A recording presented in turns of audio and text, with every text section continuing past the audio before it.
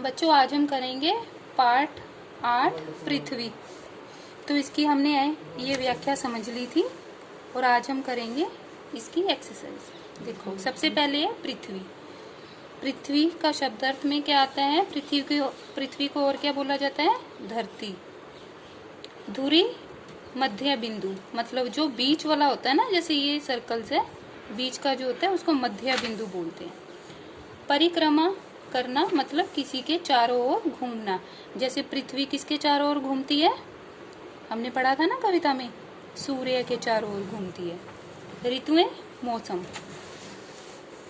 त्योहार, पर्व, ब्रह्मांड, सृष्टि, चंदा, चंद्रमा, जो आपका चंदा मामा होता है ना, उसी को बोलते हैं ना चंदा चंद्रमा। आगे देखो, सही शब्द चुनकर टिक लगानी है। डैश को मैं बांध कर रखती हूँ। किसको बांध कर रखती है पृथ्वी? कविता में क्या कहते हैं? चंदा को। कितने डैश बदलता है रूप? कौन? चंदा कितने रूप बदलता है ना, कभी छोटा हो जाता है, कभी पूरा गोल, कभी आधा हो जाता है ना। आगे देखो मौखिक प्रश्न। पृथ्वी किस पर घूमती रहती है? अपनी धुरी पर। पृथ्वी किसे बांध कर रखती है? चंदा को। हम पृथ्वी के साथ किसकी यात्रा करते हैं? ब्रह्मांड की यात्रा करते हैं। वो घूमती रहती है ना, चारों ओर घूमती रहती है और हमें तो पता ही नहीं चलता, हम भी घूम रहे हैं साथ साथ। पृथ्वी तो घूम ही रही है, तो पृथ्वी पर ही हम रहते हैं और घूम रहे हैं। चलो आगे देखो, क्या प्रश्न है? पृथ्वी क्या करती है?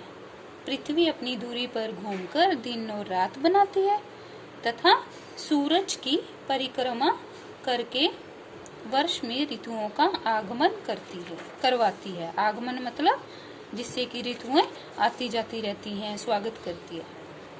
पृथ्वी किसकी परिक्रमा कितनी बार करती है? किसकी करती है? पृथ्वी सूरज की परिक्रमा एक वर्ष में एक ही बार करती है। एक बार करती है ना। आगे देखो, पृथ्वी द्वारा सूरज की परिक्रमा करने से क्या होता है? पृथ्वी द्वारा सूरज की परिक्रमा करने से ऋतुएं बदलती हैं, जिससे विभिन्न प्रकार के त्योहार आते हैं। त्योहार आते हैं ना, ऋतुएं बदलती हैं। हर ऋतुओं में अलग अलग त्योहार आता है। जैसे होली कब आती है? मार्च में आती है। दिवाली अक्टूबर नवंबर में आती है। लोहड़ी कब आती है? जनवरी में आती है। तो ऐसी ऋतुएं जब बदलती रहती हैं और त्योहार भी आते रहते हैं, है ना। आगे देखो, उच्च स्थान पर मैं और मैं लिखकर खाली स्थान भरने हैं। एक तो मैं और मैं को देखो, मैं सूरज की परिक्रमा करती हूँ। मैं ही आएगा ना, मैं नहीं ना आएगा, मैं। पृथ्वी एक वर्ष में एक बार सूर्य की परिक्रमा करती है। मैं चलती हूँ, तुम भी चलते हो। तुम घर में बैठे बैठे ब्रह्मांड की यात्रा करते हो। मैं चंदा को बांध कर रखती हूँ। आगे देखो बेटा, जो कहा गया है आपका है ना व्यंजन, जिसको आप बोलते हो। देखो पहली लाइन कैसे स्टार्ट होती है उसको क्या बोला जाता है? कै वर्ग।